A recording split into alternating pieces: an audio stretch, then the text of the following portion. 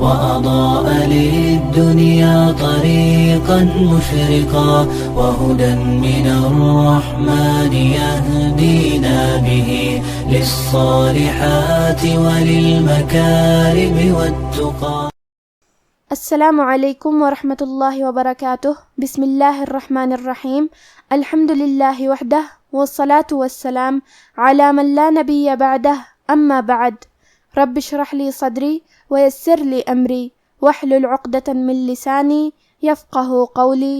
شروع کرتی ہوں اللہ کے نام سے جو بڑا مہربان نہایت رحم کرنے والا ہے. انشاءاللہ آج کے درس نمبر 190 میں سورۃ الکہف آیت نمبر 4 سے آیت نمبر 6 تک کی شرح اور ترجمہ سماعت فرمائیں گے. تو شروع کرتے ہیں. اعوذ باللہ من الشیطان الرجیم. وَيُنذِرَ الَّذِينَ قَالُوا اتَّخَذَ اللَّهُ وَلَدًا. کلمت وَيُنذِرَ میں یہاں نون ساکن ہے، پھر حرف الدال ہے. دال حروف الاخفاء میں سے ہے اور اخفاء کا معنی ہے چھپا دینا، تو ہم نون ساکن کو چھپاتے ہوئے اور غنہ کے ساتھ یہ حکم کو ادا کریں گے. وَيُنذِرَ. دال کی ادائیگی زبان کے سر اور اوپر والے دانتوں کے اندرونی کناروں سے ہے. آخری میں حرف الراء ہے، کیونکہ راء پہ زبر ہے لہذا یہاں راء کا حکم ہے تفخیم. ہم حرف الراء کو موٹی آواز میں پڑھیں گے. کلمت الذین میں کیونکہ لام پہ تشدید ہے لہذا ہم یہ حرف کو 2 حرف کے برابر پڑھیں گے، کیونکہ تشدید کی اصلیت 2 حرف ہے. جیسا کہ یہاں حرف اللام ہے تو یہ 2 لام ہیں، لام ساکن اور لام متحرک. کلمت قالوا میں قاف کی ادائیگی زبان کے جڑ اور تالو کے نرم حصے سے ہے. قاف حروف تفخیم میں سے ہے لہذا ہم یہ حرف کو موٹی آواز میں پڑھیں گے. کیونکہ اس کے بعد مد الف ہے، مد الف اپنے پیچھے والے حرف کا حکم لیتا ہے تفخیم میں اور ترقیق میں، لہذا ہمیں مد الف کو بھی بھاری آواز میں پڑھنا ہے. قالوا. کلمت اتخذ میں شروعات میں الف ہے، یہ حمزۃ وصل ہے لہذا ہمیں حمزہ کو ظاہر نہیں کرنا ہے. ہم یہ کلمہ کو ایسے پڑھیں گے قالوا اتخذ. کیونکہ تا پہ تشدید ہے تو ہمیں 2 حرف کے برابر تا کو پڑھنا ہے اور خا کی ادائیگی حلق کے اوپر والے حصے سے ہے. آخری میں کیونکہ حرف دال پہ زبر ہے لہذا ہمیں لفظ الجلالہ مطلب کلمت اللہ کے لام کو موٹی آواز میں پڑھنا ہے. قالوا اتخذ اللہ. کلمت ولدہ کے آخری میں دال پہ تنوین زبر ہے، ہم یہ کلمہ پہ رکیں گے تو تنوین پہ مد الف سے رکیں گے. وَيُنذِرَ الَّذِينَ قَالُوا اتَّخَذَ اللَّهُ وَلَدًا مَا لَهُم بِهِ مِنْ عِلْمٍ وَلَا لِآبَائِهِمْ كَبُرَتْ كَلِمَةً تَخْرُجُ مِنْ أَفْوَاهِهِمْ إِن يَقُولُونَ إِلَّا كَذِبًا. کلمت لہم کے آخری میں میم ساکن ہے، پھر حرف البا ہے. با حروف الاخفاء الشفوی میں سے ہے تو ہم یہ حکم کو غنہ کے ساتھ ادا کریں گے. لہم بہ. کلمت بہ کے آخری میں ہا کے نیچے کھڑی زیر ہے، یہاں حکم ہے مد صلہ صغرا، ہم اپنی آواز 2 مد کے برابر لمبی کریں گے. بہ من. کلمت علم میں حرف العین کی ادائیگی حلق کے درمیان والے حصے سے ہے، پھر یہاں لام ساکن ہے لہذا ہمیں لام کو ظاہر کرنا ہے. آخری میں میم کے نیچے تنوین زیر ہے، پھر حرف الواو آتا ہے. کلمت ولا. واو حروف الادغام بغنہ میں سے ہے اور ادغام کا معنی ہے حرف کو حرف میں داخل کرنا، تو ہم یہ تنوین کو واو میں ملا کے غنہ اور تشدید کے ساتھ یہ حکم کو ادا کریں گے. علم ولا. کلمت لآبائہم الف پہ کھڑا زبر ہے تو یہاں مد الف ہے، ہم اپنی آواز 2 مد کے برابر لمبی کریں گے. پھر یہاں الف پہ مد کا علامہ ہے، یہ مد واجب متصل ہے اور مد واجب متصل کا معنی ہے کہ حرف المد اور اس کی وجہ جو کہ حمزہ ہے دونوں ایک ہی کلمہ میں ہو. اس مد میں ہم اپنی آواز 4 مد کے برابر لمبی کریں گے.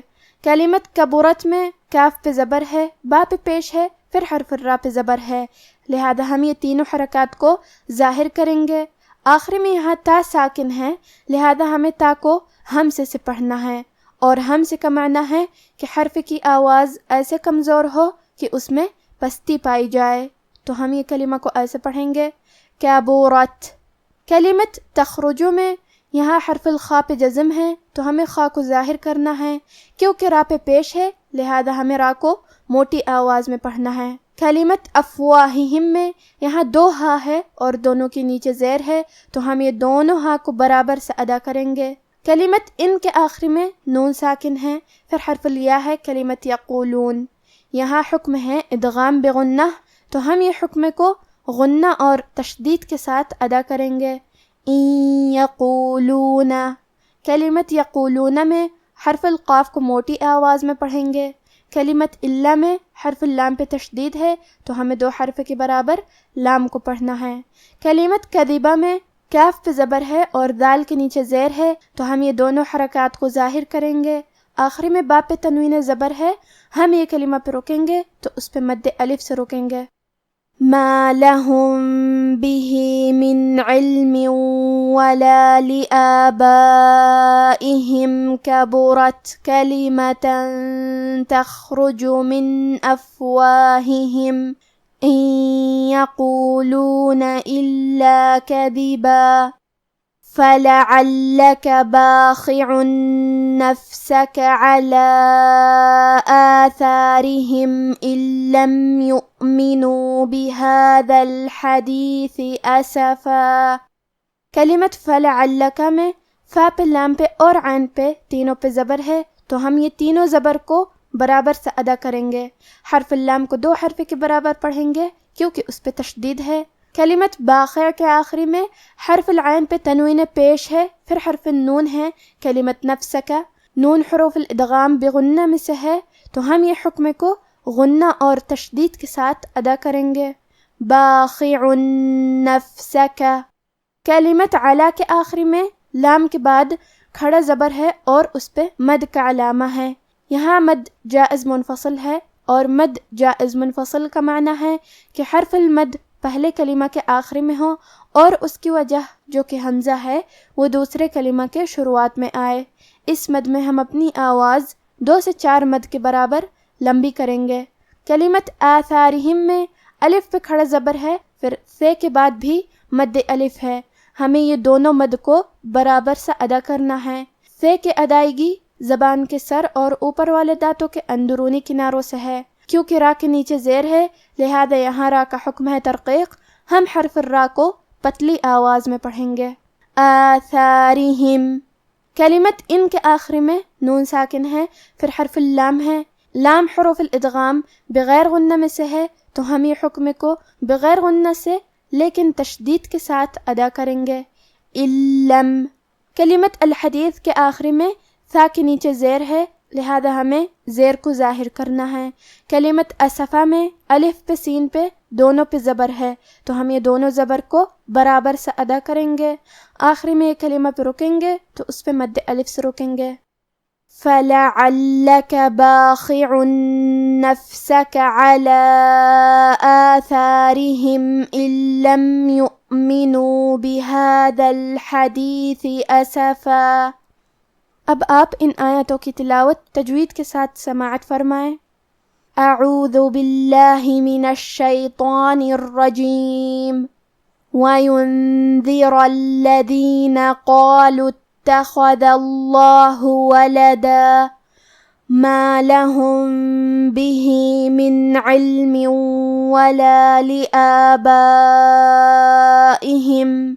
كَبُرَتْ كَلِمَةً تَخْرُجُ مِنْ أَفْوَاهِهِمْ إِنْ يَقُولُونَ إِلَّا كَذِبًا فَلَعَلَّكَ بَاخِعٌ نَفْسَكَ عَلَىٰ آثَارِهِمْ إِن لَّمْ يُؤْمِنُوا بِهَٰذَا الْحَدِيثِ أَسَفًا۔ اور ان لوگوں کو بھی ڈرائے جو کہتے ہیں کہ اللہ نے کسی کو بیٹا بنا لیا ہے، ان کو اس بات کا کچھ بھی علم نہیں اور نہ ان کے باپ دادا ہی کو تھا۔ یہ بڑی سخت بات ہے جو ان کے منہ سے نکلتی ہے، اور کچھ شک نہیں کہ یہ جو کچھ کہتی ہیں محض جھوٹ ہے۔